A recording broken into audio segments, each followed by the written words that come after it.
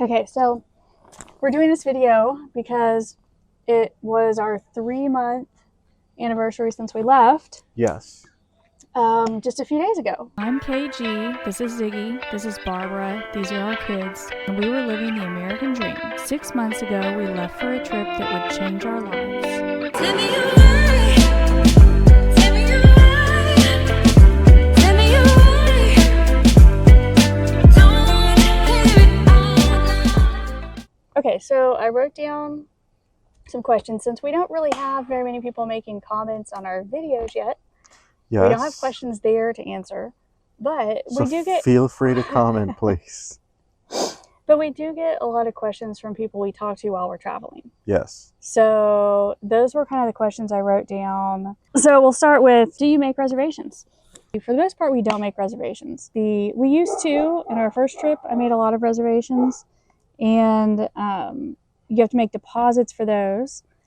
And Yes. then it's really difficult to change your plans because with RV life, inevitably you want to. But you know, things happen. You could get delayed somewhere, so it just. You could want to stay someplace longer. Yes. Sometimes you don't want to stay someplace as long as you thought you would. So, and that's basically, you know, like money that, you know, 9 times out of 10, a place is not going to refund you either because you left early or because you didn't show up. Now. Or even when you change the reservation. Yes. It's hard. I spent the first couple of times we did this, I spent a bunch of time on the phone trying to change and cancel reservations, and we lost money, and it wasn't worth it. So for the most part, we're able to stay where we want to stay. We've only had a couple of times where we had a hard time getting a reservation. There are certainly parts of the country at certain times of the year where it's harder than others. Yes. For the most part, also, if there's someplace we really want to go that's hard to get into, we can pick up cancellations, which requires a little bit of late night surfing, because I think they tend to open up cancellations late at night. But it's worked out. I wouldn't do that differently. So we stay at a combination of campgrounds, lots of private campgrounds since we have such a big rig. Sometimes government-owned campgrounds like this one. We do quite a few harvest hosts, yes, especially for overnight stays, or if we're having a hard time getting a reservation at a campground, then I'll go look at harvest host. And there are quite a few now that have electrical hookups. There's quite a few that allow you to stay more than one night. And we've also looked at hip camp. The other question that kind of goes hand in hand with that is, do we plan our route? How do we plan it on a long trip? Well, I mean, route-wise, we have a general idea of where we would like to go. On our trip, we've seen a lot of wildfire activity. So that's sort of driven a little bit of our route. In my opinion, the flexibility, because, you know, the weather's going to change and you need to adjust to it. Road closures, we've run into that. Road closures, you know, or, you know, really long delays where you think, oh, this drive's only going to be 3 hours. You end up on a 6-hour day. Yeah. Because you didn't realize that throughout the whole ride, they were going to cut it to one lane, or, you know. So, like we've always said, it's like, you know, things happen. You just have to be able to adapt to it. We use the RV Life Trip Wizard. Yes. I kind of started from backwards, honestly, because we were trying to figure out whether we could meet a couple of bigger goals and still do what we wanted to do, right, by certain dates. Places that we really want to go and spend some time looking around and experiencing the area, we try to stay about a week. And so I started plugging in, like, okay, drive 4 hours, stay 7 days. Drive 4 hours, stay 7 days. 7 days.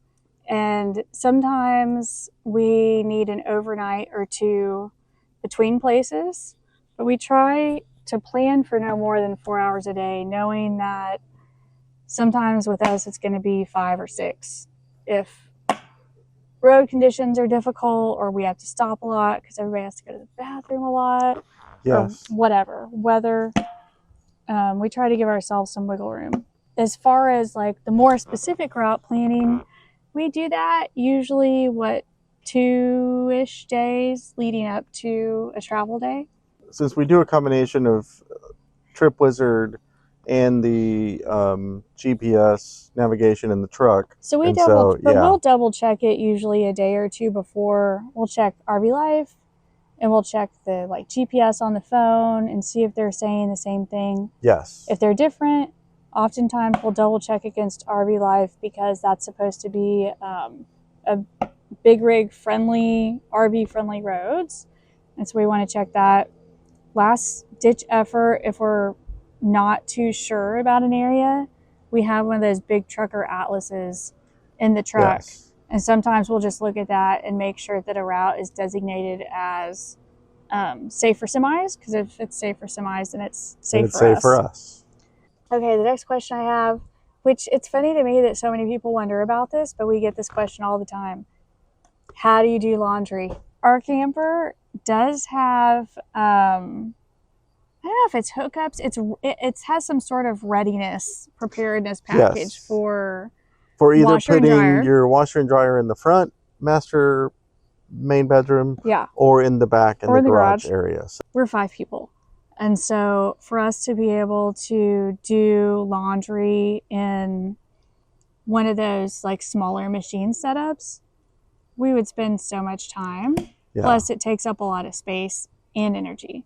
Yes, So, and water as well. Yeah, water, like all the resources, right? Yes. So and all of those things are at a premium. Space is at a premium, and power is at a premium, and water is at a premium with what we're doing.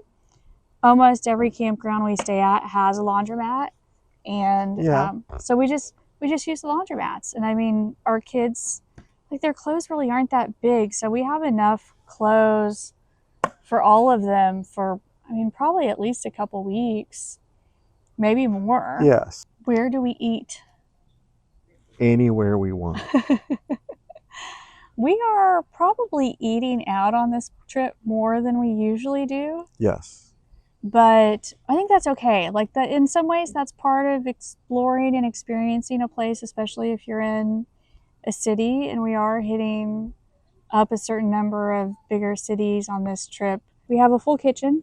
We have a full-size residential fridge, so we have plenty of food there, and a full-size stove, oven, microwave, oven. toaster oven. And we do grill out. In fact, tonight we'll probably, like, since we've got a fire going, we'll probably put some hot dogs on a stick and Yes. make them that way. We have a small propane grill, portable grill. Yep. It's very inexpensive, but it's perfect. Even though we are always enamored with the more expensive ones, you really don't need it. Do we live in the camper full time? No. No. Although we are consistently right now for several months in a row, but we do have a house. Yes. It's back in San Antonio, Texas, and we're not planning to do this, sell your house and downsize and sell all your belongings and live in the camper.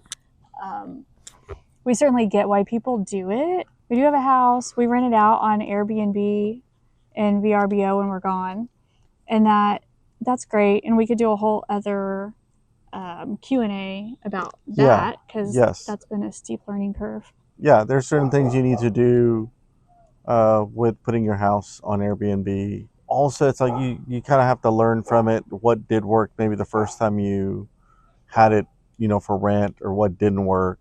So it's the same thing. Yeah, we could do another one about that sometime, because there's a lot there to unpack. But it's been good for us, Barbara. And the money we make from that helps fund our travels, and it really pays for the house and the utilities and the upkeep there while we're gone. Insurance. And frees up those funds for us, and it gives us some extra spending money. So, we use that spending money while we're traveling. So we enjoy it. It's got some headaches, but we'll cover that in another time at some point. Oh, speaking of money, how do you make money? Because that's the other thing people ask us. They don't really come right out and ask it, but they definitely ask. So that's the how are you doing? That kind of feeds into the how are you doing this. Basically what we're doing is, I'm working full-time still, but I work remote anyways. Even when we're at home, I do have an office, but I work remote most of the time. So I've just kind of taken that remote work on the road. The Brinkley fortunately has a place where you can kind of set up a little desk. There's a couple options depending on what you're doing in the garage, but we have that set up, and we have a Starlink, which makes a huge difference in being able to work remote. Yes. And That's, if anything, I think that's what's made it for more people. The more I read online, to really sort of branch out and make those moves to either travel more, live remotely, whatever the case may be. And then as far as me, I'm retired, so my job is to take care of everything. so when we're Most at of the home, driving, most of the fixing, making sure, fuel and all that, truck maintenance, house maintenance, you name it. I mean, it is a full-time job. So we're definitely, when we're driving on travel pays days, lousy, by the way. Lousy. But the benefits are really good. You get kids with it. when we're on travel days, he's definitely driving most of the time. I'm in the passenger seat trying to work. Yes. And, there are days when I'm working and Ziggy's taking the kids on outings or going out to eat or practice ice skating or whatever it is, so I can have some more quiet time to work. The next question was, what about school? Because that's what everybody always asks us that. The kids are homeschooling. For the older grades at our school, they actually have an online school option. And so our oldest is doing that, and then she'll be able to transition back into in-person school when we get back after the holidays. Yes. Are you homesick? When it's 60, 50 degrees outside in midday, not at all. Whatsoever. Any urge to go back home to San Antonio. Even in our, nice comfy bed and all that stuff. And no, not at all. Right now, they're basically, school started for the kids back home. They've been doing school for actually a little bit longer. I think sometimes, kind of miss the whole kind of routine of waking up early, making breakfast. Everybody's, ready for school, driving them to school. Barbara comes with us, I think 99% of the time. So yeah, some of that stuff you kind of miss because you're so used to it. So that's me. That's you? Yeah, I have been homesick off and on, but not, this is, mentally this is hard because it's change, right? Like, we're living in a small space that we're not used to, or at least we weren't used to. But every time we do a long trip, it's, roughly a 4 to 6 week kind of break-in period almost, where everybody's like, not used to living in the camper. Where is everything? Yeah. What all did I forget? And then going through the adjustment to living in this smaller space that we're not used to. But once we get over that, it's not so bad. When people hear that we're on a 6-month trip, they think we're on a 6-month vacation. It's not all a vacation. A vacation is like 4 days to 2 weeks. And then once you get after, beyond that point, you really are, living. So we have just taken our life on the road. We're living our lives. We're just have added the element of travel to that. So whether you travel in an RV, on a boat, some people just fly from place to place and stay in Airbnbs and hotels. At some point, you really do stop looking at it as a vacation. No, it's not all, like jet skis and, like water slides. Rainbows and unicorns. Rainbows and unicorns. No, It's not all like that. Sometimes you're on a route where you're like, I wish I wouldn't have gone this way. But yeah, and we're still raising children.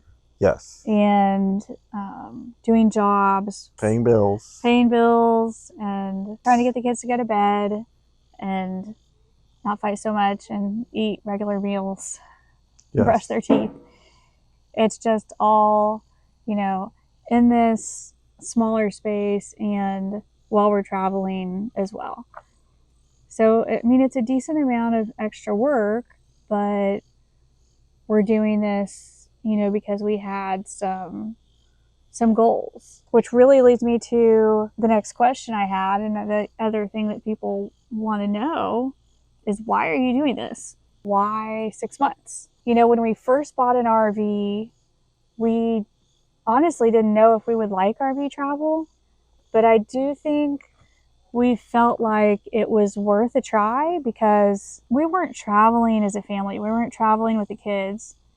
It was incredibly difficult. And before we had kids, we did. And even when we had just our oldest, we did. Yes. But ever since we had 3, it's sort of a combination of, there's 5 of us, so we can't stay in one hotel room. Getting 2 hotel rooms is not easy or inexpensive. No. To divide up, especially when you have 3 kids. Well, and then even with Airbnb or Vrbo or everything out there, it's still not easy to find something that's going to work for your family. No, it's and it takes a lot of work to do it. So It was the times we did it, I was spending so much time doing online research, trying to find the one place that was going to work for us in a city we didn't know. And then, do we need a car and flights? Well, and that's the other thing. You need to rent a car. You have to rent a car, and you have to rent the right car, because one's going to be big enough for everybody's luggage and everybody's body. Yes, and then there's the flights alone are incredibly expensive. It's very hard to pack for a family of 5. I mean, it would take more time to plan and pack for the trip and unpack than we would be on the vacation. And then you spend those, say 4 to 10 days trying to cram as much fun in as you can, because you put all of this work and money into it, to really just kind of overwhelm and wear everybody out and go home, and everybody says you need a vacation from your vacation. I mean, that's what would happen. So we just weren't we weren't traveling, we weren't going on vacation. True, but also it all depends as if the airline you chose is having a good day. Now it just seems for the past 3 years there's been a lot of issues with airlines, and so then you're holding your entire life on this sort of enjoyment you're going to have on your vacation, hoping your airline is either not going to cancel a flight, not going to run out of pilots, not going to lose your luggage, not going to have a malfunction. It's just so many variables nowadays. Air travel is difficult on a good day. Yes. On a bad day, it's really difficult. It's really difficult. Especially with 3 kids. So I think the other big reasons, family time, of course. When we travel, we spend more time together as a family. I mean, we know that. Regardless of how we travel, we know we do spend more time together as a family. Yes. And plus, so, some of the things we've been able to experience, it's not things that we would normally go out and say, let's fly there just for that reason. I think, it gives you a lot. That's what people like RV travel, but it gives us a lot of opportunities to see a lot of, America or wherever you are. Yeah, we've been enjoying the road trip aspect of this probably more than we expected. There is so much that you miss just flying into a place, going to the airport, getting a rental car, going to your hotel. Airport, then a hotel. Yeah, going to your hotel, and then going to do whatever you're going to do there. To your outing. We are seeing and experiencing so much more. It's made it a much richer experience, I think. Yeah. We're eating together, experiencing local food and restaurants. We're going to see the tourist sites and some of the non-tourist sites.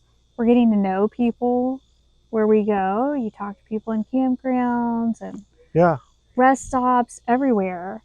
And we're working through challenges together. So when we have challenges at home, say because everybody has repairs come up that they have to do at home.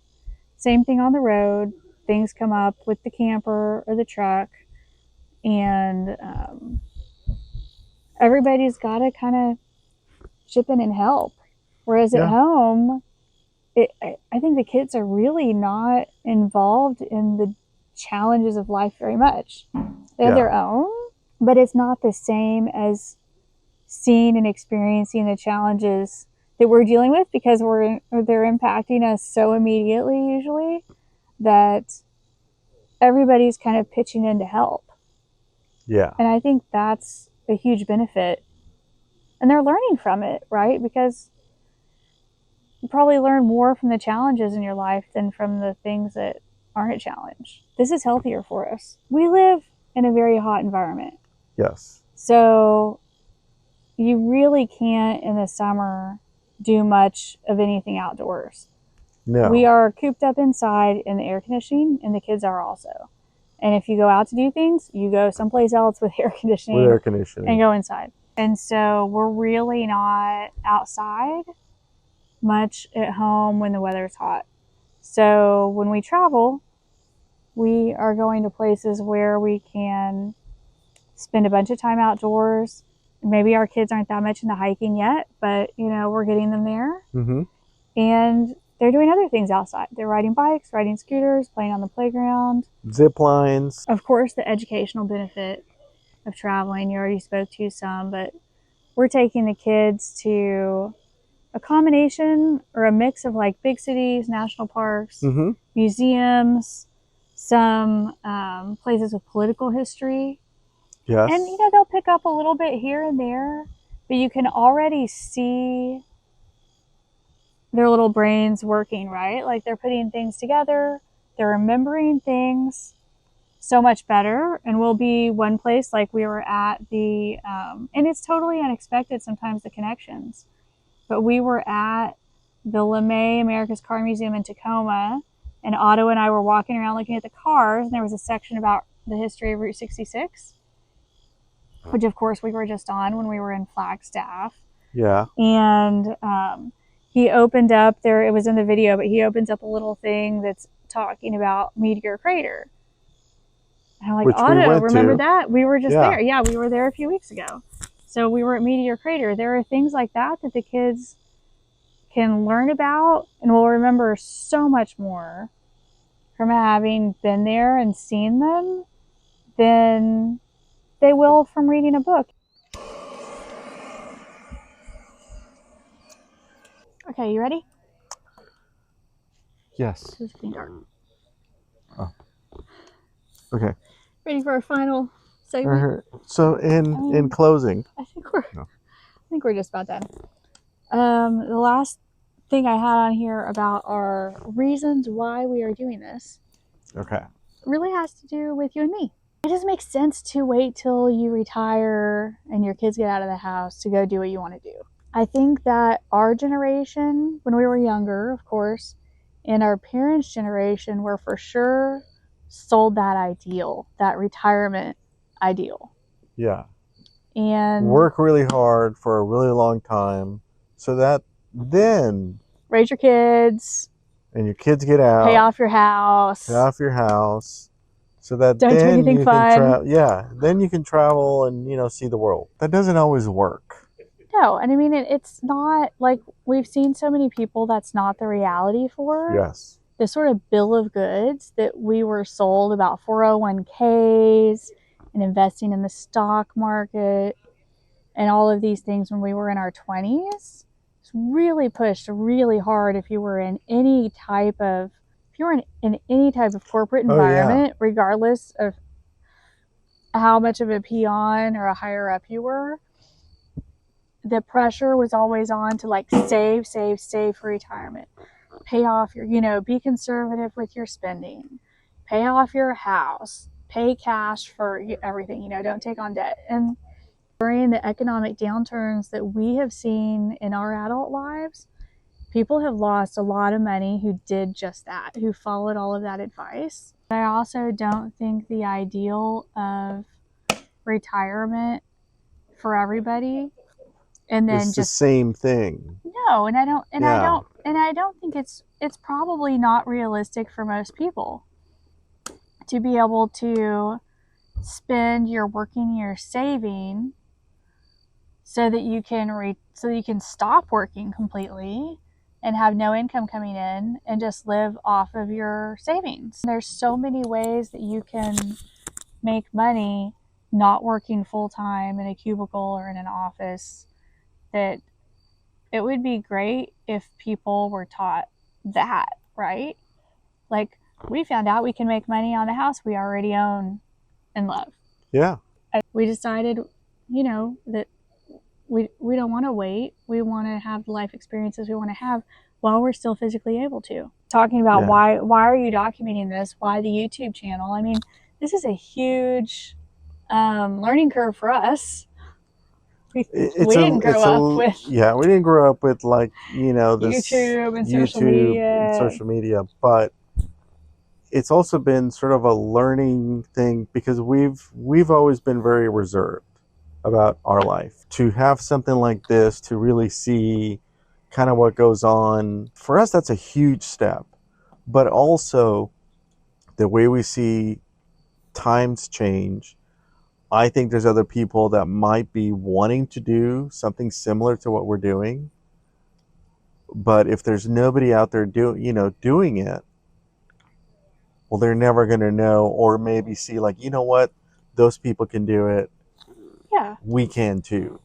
I think the, big part of the message is we made a big change a few years ago when we started with the RV thing. Yep. And we have, once we did it initially and we saw all of the benefits that we discussed earlier, then we started looking at what else can we do with this concept of RV travel as a family to bring more to enrich our lives. We enjoyed it so much and saw so many benefits for our family that we were like, wow, I mean, we're so glad we took that step and made that change.